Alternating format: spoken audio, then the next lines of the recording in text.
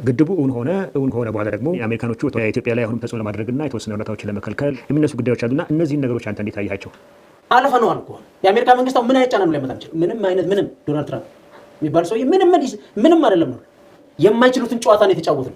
መሰረታዊ የሚባሉ የኮሚሽኑ ቤዚክ የሚባሉትን ነገሮች ላንሳቸው። መጀመሪያ አንደኛው የናይል ውሃ የላቀ ጥቅም እንዲሰጥ ተፋሰሱ እንዲጠበቅና እንክብካቤ እንዲደረግለት በሉዓላዊነትና በእኩልነት በጋራ ተጠቃሚ ላይ የተመሰረተ ይላል። ሶቨርኒቲን በጠበቀ ኢኳል በሆነ የመጀመሪያው ማለት ከዚህ ነው እኛ አይደለም የሸሸን ያለነው። ግብጽ ከዚህ የምትሸሸው ለምንድን? ሁለተኛ የናይል ውሃ በፍትሃዊነትና በምክንያታዊነት መጠቀም ይላል። በፍትሃዊነትና በምክንያታዊነት መጠቀም ግብጽ አሁን ከዚህ ነው የምትሸሸው። ሶስተኛ በሌሎች ተጋሪ ሀገሮች ላይ ጉልህ ጉዳት አለማድረስ ሲግኒፊካንት ሃርሚንግ እነሱ አድቨርስሊ ነበር የሚሉት።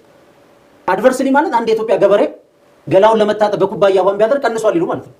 ዝም ብሎ ገላን ብትታጠብ ይቀንሳል። ዳት አድቨርስሊ የምትለው ሲግኒፊካንት ሃርም ማለት ውሃው ሊቀንስ ይችላል። የግብጽና የሱዳንን ግን የልማት የኃይል አጠቃቀማቸውን ግን አንጎዳም። በዛ ባለው ክፍተት ውስጥ ግን መጠቀም እንችላለን። ዛት ኢዝ ሲግኒፊካንት ሃርም። ውሃን ቀንስ ማለት እንቀንሳለን። ሲንቀንስ ግን የግብጽን ህዝብ የውሃ ጥቅም የመብራት የመጠቀምና የመልማት አጀንዳ ግን አንካም። ሌላው እንሰድ የውሃ ዋስትና ለሁሉም ተጋሪዎች ዋተር ሴኩሪቲ። ይሄ ነው በነገራችን ላይ ግብጾች የሚያሳብዳቸው ማለት ነው። ዋተር ሴኩሪቲ ያስፈልጋል። የውሃ ደህንነት ሁሉም ተጋሪ ሀገሮች ያስፈልጋቸዋል። አይደለም የኛ የ1929 እና 59 ዋተር ሴኩሪቲያችን እሱ ልትነኩ አትችሉም። ያ የተዘጋ ያለፈበት አጀንዳ ነው ተብሎ 10 ዓመት ተለፍቶበታል። ሌላው እዚህ ጋር ስትመጣ የናይል ተፋሰስ ሀገሮች በድንበራቸው ውስጥ የሚገኙ ውሃን የመጠቀም መብት አሁን እኛ ማለት ነው ይሄ ሊከበር ይገባል። እኛ ጋር ያለውን ናይል ውሃ ግብጽ ፈቅዳልን፣ ሱዳን ፈቅዳልን፣ ወይ ዶናልድ ትራምፕ ላይ አስደውለን አይደለም የምንጠቀመው። ይሄ ነው እንግዲህ የማቀፉን ቤዚኩን እየነገርኩ። ሌላው ምንድነው የናይል ተፋሰስ ስነ ምህዳሩ ለመጠቀምና ለመንከባከብ በተናጠል በጋራ አስፈላጊ ነው ማለት ነው። ታስታውስ እንደሆነ በ2015 ዲክላሬሽን ኦፍ ስምምነት ዋናው ፖይንት ኢንቫይሮንመንታል ኢምፓክት አሰስመንት ነው። እኛ መጠቀማችን ብቻ ሳይሆን እኛ ስንጠቀም ሱዳንና ግብጽ ላይ የስነ ምህዳር አደጋ ልናስከትል እንችላለን ወይ? እዛ ውስጥ አሳ አለ፣ አዞ አለ፣ በአካባቢው የተለያዩ ስነ ምህዳሮች አሉ። እነዛን የፈረንሳይ ኩባንያዎች ታስታውሳለህ ተቀጥረው ለመስራት ተብሎ ነው አሁን በአቋራጭ ዶናልድ ትራምፕ ጋር የተሄደው። መጀመሪያ የሚሻው አልነበረም። ሌላው ምንድነው ልዩነትን በሰላማዊ መንገድ መፍታት። ይሄ ነው ፖይንቱ። ይሄ ደግሞ ዋናው ምንድነው ችግር ከገጠመ በድርድር እንፍታ ነው። ዛሬ አይታል በተለያየ ጊዜ ጦርነት ውስጥ እንገባለን፣ እንደዚህ እናደርጋለን፣ እንደዚህ ነው። እነዚህ መርሆች ማለት ናቸው ዓለም አቀፍ መርሆችና አጠቃላይ ጀነራል ፕሪንሲፕሉ የሲኤፍኤ ማለት ጀነራል ፕሪንሲፕሎች ናቸው። ስለዚህ ይሄ ሽሽት ነው። አሁን ምንድነው የፈለገችው እሷ? ይሄ የምንድነው የናይል ቤዝን ነው። እኛ አሁን እነሱ ያሉት ይሄ ደግሞ ምንድነው የሶስታችን ላይ ስትመጣ ደግሞ ኢስተርን ናይል ቤዝን ነው የምንባለው። የናይል ቤዝን አጠቃላይ ስምምነቶችን በአቋራጭ በሶስታችን ስምምነት እንጨርስ ነው የምትለው። ሌጋል ባይንዲንጉ ምን ያመጣል? እነሱ ይፈልጉት አንደኛ ኢትዮጵያ ኢሪጌሽን ላይ እንድትሰራ ይፈልጉ። ሁለተኛ እዚህ ላይ ከአባይ ግድብ አሁን ከገደብነው ውጪ ግድብ እንድንገነባ አይፈልግም። ግን ከአባይ ግድብ ውጪ ወደ 4 ወደ ውስጥ የምንገነባቸው ይሄን አቁሙ ነው። ሁለተኛው ሌላ ምንድነው እዚህ ጋር የሚፈልጉት እነሱ የሚያደርጉት ምንድነው ይሄኛውን ዝጉት ነው። ይሄን መዝጋት ማለት ሌጋል ባይንዲንግ ማለትና በሶስት አገር መፈጸም እንደ አገርኛ ማለት ነው። አብረውን ከነበሩ አገሮች ማለት ቢያንስ 9 እና 8 አገሮች ላይ ክህደት መፈጸም ነው። አንደኛ የኢትዮጵያ መንግስት መብት የለውም። ኢትዮጵያ መንግስት የናይልን ውሃ ለማከፋፈል መብት የለውም። ኢንቴቤ ላይ የተፈረማል ሲኤፍኤ ላይ ነው ውሃውን ክፍፍል እናደርግ ነው። አሁን ግብጽ ላይ ሌጋል ባይንዲንግ የምትለው ምንድነው ተፈጥሯዊ የውሃ ፍሰቷን እነሱ ዋና አጀንዳቸው የአባይን ተፈጥሯዊ ፍሰት እንዳትነኩት። ምን ማለት ነው? ወደዚህ ማትገድቡ ወደዚህ ማትገቡ ኢሪጌሽንም አትሰሩ። ይሄን በዶናልድ ትራምፕ ጫንቃ የኢትዮጵያ መንግስት እንዲፈርም ነው እየተጠየቀ ያለው። ሁለተኛ ሌጋል ባይንዲንግ የሚሉት ድርቅ የሚሉት ነው። ድርቅ አለ፣ የተራዘመ ድርቅ አለ፣ እንደገና በጣም የተራዘመ ድርቅ አለ።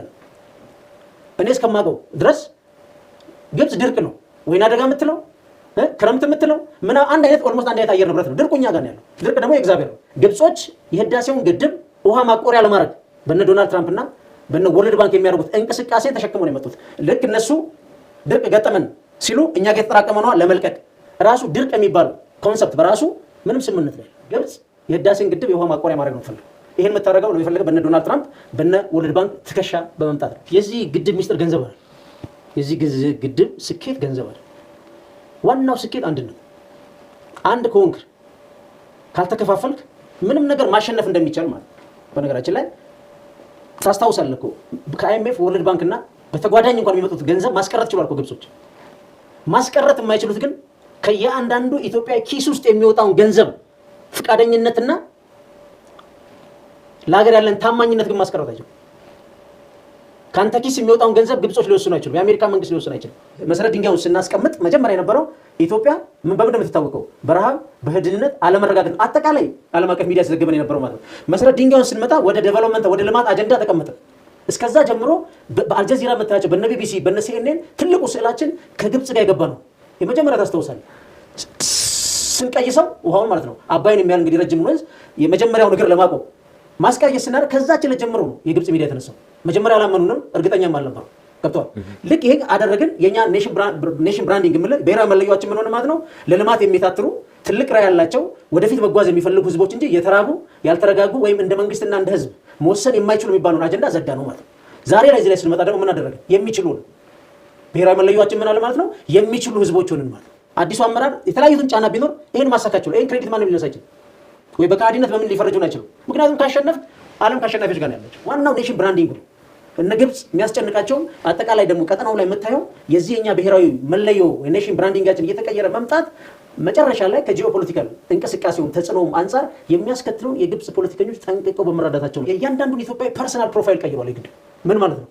አንድ መንገድ ላይ አንድ እንግሊዛዊ አንድ ኢትዮጵያዊ መንገድ ላይ ቢያገኘው ለንደን ከተማ ውስጥ የመጀመሪያ የሚጠይቀው ስለዚህ ግድብ፣ አሜሪካ ውስጥ ቢያገኘው ስለዚህ ግድብ፣ አረብ ሀገር ውስጥ ያሉ ጠቅላላ በትናንሽ የተሰማሩትን ቢደረግ ኢትዮጵያ በዚህ ባደረገችው በኔሽን ብራንዲንግ አዲሱ ብሔራዊ መለዮ በለወጠችበት ሁኔታ እያንዳንዱ ሲጠየቅ በረሃብና በምን የሚያስብ ሰው አሁን ስለዚህ ግድ ስለዚህ እያንዳንዳችን ፐርሰናል ፕሮፋይል የኔም ያንተም እያንዳንዱ ዜጋ አሁን ፐርሰናል ፕሮፋይላችን ከፍ ብሏል ማለት የሚፋጃ አብዮት ነው ያለው ግብጽ ውስጥ። ይሄ አብዮት ከተነሳ ከዚህ በፊትም አንድ የተሞክሯል። በ1928 የጀመሩት የሙስሊም ብራዘሮች በ2011 መሐመድ ሙርሲን በማስመረጥ ስልጣን ቢጨበጡ የሚድል ኢስት እስራኤልን አሜሪካ ጨምሮ ተረባርበው ነው የጣሏቸው።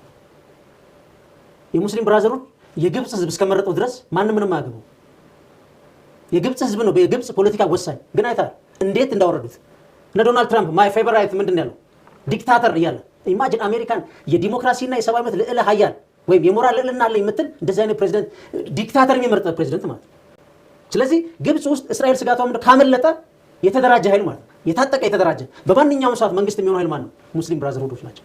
ያ ደግሞ ለእስራኤል እውቅና የማይሰጥና ለእስራኤል እውቅና አይሰጥም። እሱ ብቻ አይደለም በቁርአንም ቤዝ ያደረገ ፍልስፍና ቢከተሉ እስልምና በራሱ ልክ ኢራን ፕሩፍ እንዳደረገችው እስልምና በራሱ ልማትም ቴክኖሎጂም ብልጽግናም ይሆናል የሚል እምነት ያላቸው እንደሚባለው ጽንፈኛና ገዳዮች አይደሉም። ባይዘው ሁ ኢዝ ሁ የሚለውን የሙስሊም ብራዘርሁድ አጠቃላይ ሄደ ኢንተርኔት ላይ ገብተን እነማን እንደሆኑ ብትመለከታቸው እነዚህ ሰዎች ከምዕራቡ ዓለም ይሄ ሄጂሞኒክ ሆነው ኃይል አስተላለፍና አስተሳሰብ ጋር በተቃርኖ የቆሙ በእምነታችን የደረሳችሁበት እንደርሳለን የሚሉ እንጂ ገዳዮችም አይደሉም።